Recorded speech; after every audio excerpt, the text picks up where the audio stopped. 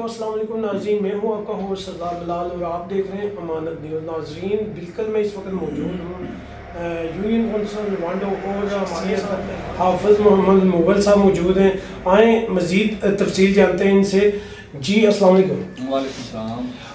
حافظ صاحب آپ ہمیں بتائیں کہ موجودہ تھانہ وانڈو کا جو پسماندہ علاقہ گنا جاتا ہے اور یہاں کلچر اور میرٹ پہ کبھی کام نہیں ہوا، تو اس حوالے سے آپ بتائیں کہ موجودہ صورتحال کیا ہے؟ بلال بھائی، آج سے پہلے جو کام ہو رہے تھے تھانہ میں، مطلب میں تھانہ کی بات کرنا نہیں چاہ رہا تھا، آپ نے اسٹارٹ کر دیا ہے تھانہ کی بات۔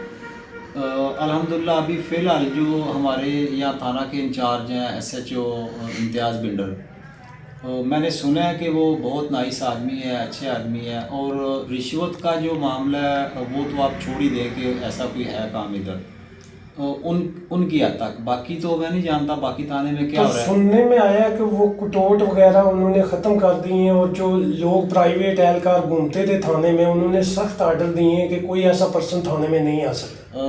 بالکل الحمدللہ، یہ بہت خوشی کی بات ہے۔ میں نے کبھی ایک دو دفعہ چکر لگا میرا تھانے میں گیا ہوں، تو جو پہلے ٹاؤٹ نظر آ رہے تھے وہاں آپ جیسے ہی دروازہ انٹر ہوتے ہیں تو آپ آگے بندے پرائیویٹ کھڑے ہوئے ہوتے تھے کہ آئیں ہم آپ کا کام کروا دیں، آپ کا کام کروا دیتے ہیں، جیسے ہر محکمہ میں ہوتا ہے۔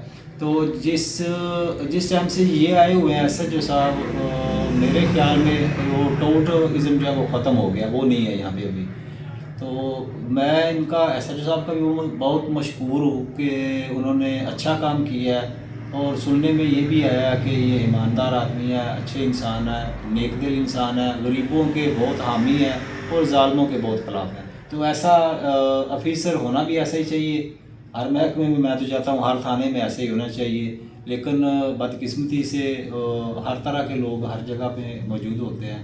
تو یہ نائس آدمی ہے، سنا یہی ہے جی، تو اسی کے ساتھ وانڈو میں جو ہاسپٹل کے حوالے سے آپ ہمیں بتائیں کہ یہاں سننے میں آیا کہ فنڈنگ بھی ملتی ہے ہاسپٹل کو، تو وہ کون دیتا ہے؟ تو کارکردگی کیا ہے آپ کے حلقے میں سرکاری ہاسپٹل کی؟ سرکاری ہاسپٹل کی الحمدللہ پہلے سے کافی بہتر ہے، 2-3 سال ہو گئے ہیں، کافی الحمدللہ بہتر جاری ہے۔ ہمارے یہاں کے انچارج SMO جو ڈاکٹر فیصل صاحب ہیں، انہوں نے کافی حد تک کنٹرول کیا۔ پہلے ایسا ہوتا تھا کہ یہاں MLC جو ہے نا وہ بہت 2 نمبر بنتے تھے، ایک مہینے میں آپ کہہ لیں کہ 300 200 250 کے قریب، ابھی ایک سال میں بھی اتنے نہیں بن رہے۔ اس کی وجہ یہی ہے کہ وہاں بھی جو ٹاؤٹ تھے وہ بھاگ گئے ہیں۔ تو دوسرا آپ یہ کہہ رہے ہیں کہ حالات کیسے ہیں ہاسپٹل کے، ہمارے ایکسرا مشین جو ہے وہ خراب ہے، وہ ٹھیک نہیں ہے، یا تو وہ اعلیٰ جو افسران ہیں ان سے بات ہوئی ہے، کہہ رہے ہیں کہ انشاءاللہ وہ بہت جلد ٹھیک ہو جائے گی۔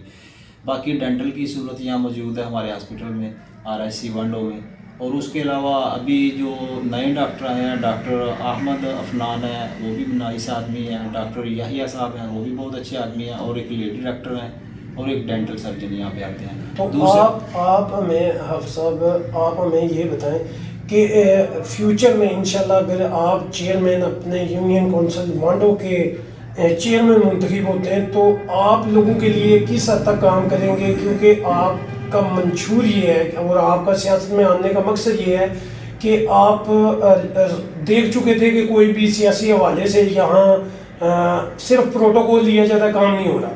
تو جب اب خود آپ سیاست میں انٹری کی ہے اور آپ اگر ہم دیکھ رہے ہیں کہ فیوچر میں آپ بنتے ہیں چیئرمین، تو آپ لوگوں کو مایوس تو نہیں کریں گے؟ نہیں، انشاءاللہ ایسا نہیں ہوگا۔ میرا سیاست میں آنے کا مقصد بھی یہی تھا کہ لوگ دیکھیں 5 سال کے لیے ایک چیئرمین بنتا ہے، یا 4 سال کے لیے 5 سال کے لیے بنتا ہے۔ تو پہلے جتنے بھی گزر چکے ہیں لوگ ایسے ہی، ظاہر ہے کوئی بھی بندہ کوئی بھی کام سٹارٹ کرتا ہے تو وہ کچھ دیکھ کے کرتا ہے، یار یہ ٹھیک نہیں ہو رہا تو میں اس کو ٹھیک کر سکتا ہوں، لیکن کوشش تو ہر بندہ کرتا ہے۔ لیکن میں نے یہ دیکھا کہ ہمارے آج سے پہلے ایسا کبھی نہیں ہوا کہ کسی غریب آدمی کا کسی بھی بندے نے کسی کو گھر جا کے کہا ہو یار تمہارا بیٹا پڑھا ہوا ہے، اس کے کاغذ دو میں اس کو کہیں ملازم کروا دیتا ہوں، ایسا نہیں ہوا۔ تو الحمدللہ ہم نے کیے ہیں بہت زیادہ، 60 بندے ہم نے کیے ہیں اپنے حلقہ سے۔ اور دوسرا یہ ہے کہ دیکھیں کام اگر نہیں ہو رہا تو پھر ہی میں نے ارادہ کیا نا کہ لوگوں کے کام آنا چاہیے۔ لوگوں کے مسائل جو ہیں، بلدیات کا مقصد ہی یہ ہے کہ آپ اپنے گلی محلہ کے، اپنے علاقے کے جو ہیں وہ کام اوپر جو بڑے ہیں اسمبلی تک آپ پہنچائیں۔ تو جب ہمارے اپنے ہی ختم نہ ہوں گے تو کسی کا کیا کریں گے؟ دوسرا یہ ہے کہ آپ نے فنڈنگ کی بات کی ہے، ہاسپٹل میں ہمارے یہاں چودھری کاشف اسماعیل گجر الحمدللہ ہر مہینے 1 لاکھ روپیہ دے رہے ہیں غریب لوگوں کے لیے، وہ بھی اپنی جیب سے دے رہے ہیں، کسی فنڈ سے نہیں دے رہے۔ تو چلیں یہ میں بتانا تو نہیں چاہیے تھا، ان سے اجازت نہیں لی کہ میں یہ بتاؤں یا نہیں، میں نے میرے ایک دل کی آواز تھی، میں نے بتا دی ہے کہ ان کو ہمارے حلقہ کا احساس ہے۔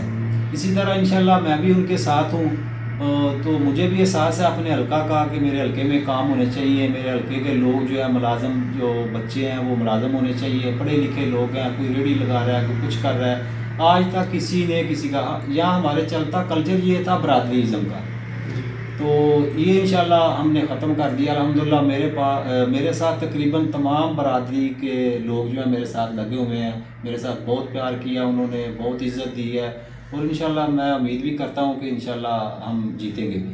اچھا، تو مجھے آپ کے انٹرویو میں آپ جو موجودہ انٹرنیشنل صورتحال ہے مسئلہ فلسطین کے حوالے سے ہم ضرور بات کرتے چلیں کہ مسئلہ فلسطین میں جو ظلم ہو رہا ہے، حماس میں جو ظلم ہو رہا ہے، تو اس حوالے سے انٹرنیشنل ہمارے مسلمان جتنے بھی پریزیڈنٹ ہیں، جتنے بھی مسلمان ممالک ہیں، تو وہ خاموش ہیں، تو بڑا دل ابدیدہ ہوتا ہے ہر بندے کا۔ تو اس حوالے سے آپ کیا میسج دینا چاہتے ہیں؟ دیکھیں، اس حوالے سے میسج یہی ہے کہ مسلمان ممالک جتنے بھی ہیں ان کو ایک ساتھ اکٹھا ہو کے ان کی مدد کرنی چاہیے، اور آپ صلی اللہ علیہ وسلم کا بھی یہی فرمان ہے اور اللہ کا بھی یہی فرمان ہے کہ یہود جو ہے وہ آپ کے کبھی دوست نہیں ہو سکتے۔